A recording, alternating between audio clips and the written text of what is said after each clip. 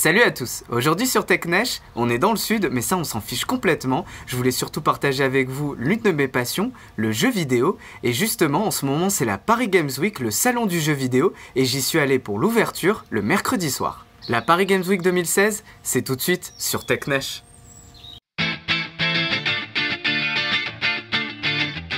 C'est la première fois que je vais à la Paris Games Week. Le seul autre salon de jeux vidéo que j'ai eu l'occasion de faire, c'est le Tokyo Game Show il y a 3 ans. Le gaming fait partie d'une de mes passions en plus de la high-tech. J'adore jouer et j'ai eu toutes les consoles étant petit, de la Mega Drive jusqu'à la PlayStation 2 en passant par la Saturn et la Dreamcast. Et c'est pour ça que le premier stand, ce sera un stand de rétro gaming. Dans ce stand, j'ai pu voir la Nintendo, la première, mais aussi les consoles portables de Nintendo, de la première Game Boy à la Nintendo DS en passant par la Game & Watch, la Sega Saturn qui a malheureusement été un bid commercial, et le premier casque de réalité virtuelle de Nintendo qui a été un échec total. Mais j'ai surtout pu jouer à la Genesis qui est sortie juste avant la Mega Drive. Moi j'avais la Mega Drive et j'adorais cette console, c'était top.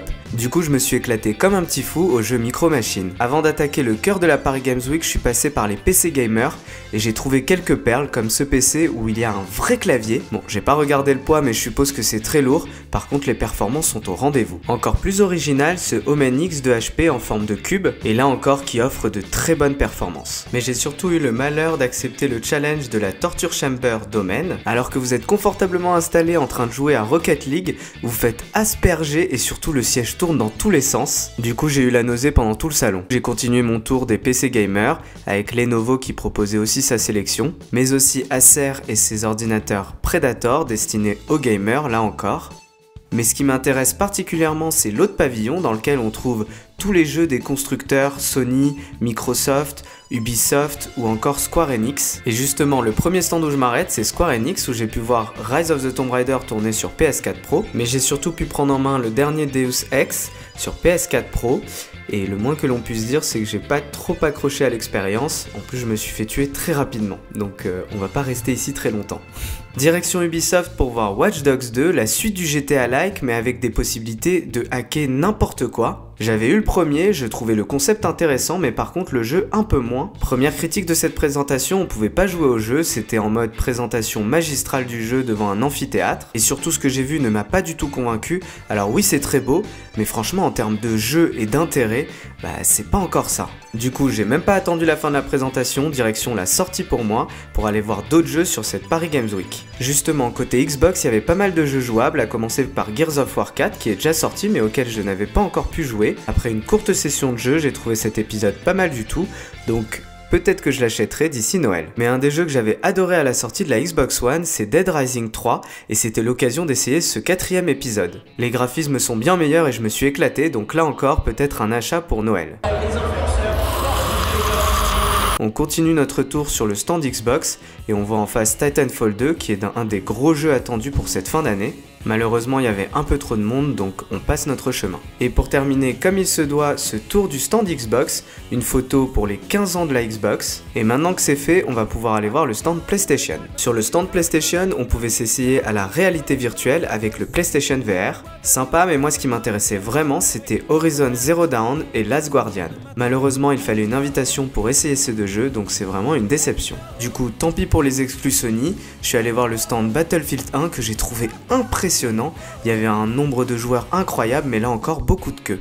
Mais sur ce salon, c'était surtout l'occasion de rencontrer quelques stars, à commencer par Kayane qui est une joueuse professionnelle de jeux de combat et qui était une véritable star sur le stand orange. J'ai rencontré aussi Batman avec qui on partage un point commun et Pepe Garcia avec qui on s'est fait photobomber. Il y avait aussi un stand Just Dance très impressionnant avec des danseurs très doués.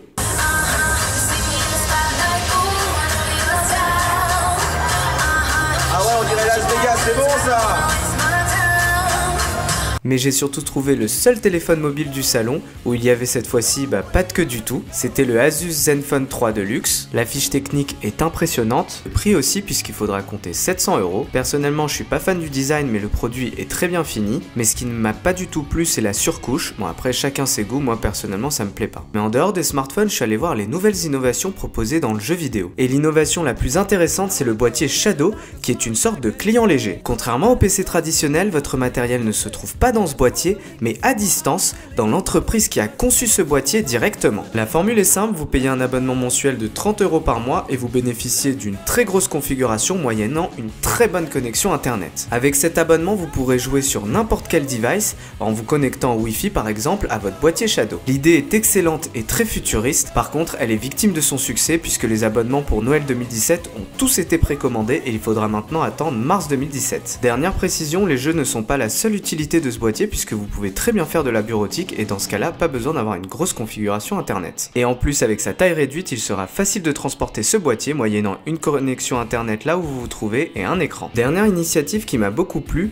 c'est chez Sphero que ça se trouve et c'est plutôt de type éducatif. Pour apprendre de manière ludique l'informatique, Sphero propose aux plus jeunes un programme qui permet de se familiariser avec le code. Pour arriver à la fin du parcours proposé par Sphero, il faut paramétrer une succession de déplacements qui se base sur la distance, la durée et l'angle. L'interface est très facile à prendre en main et il faudra environ 5 minutes pour un enfant pour résoudre ce parcours. Bon, moi vous voyez que je galère un petit peu quand même. La Paris Games Week 2016 c'est terminé. Si vous avez aimé ma vidéo, n'oubliez pas de mettre un pouce vers le haut qui se trouve juste en bas de la vidéo, sinon faites-le moi savoir dans les commentaires.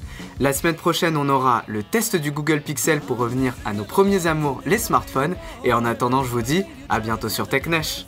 It's nice to see you shouting out for throwing me out. No excuses, but this time it's gonna be the last.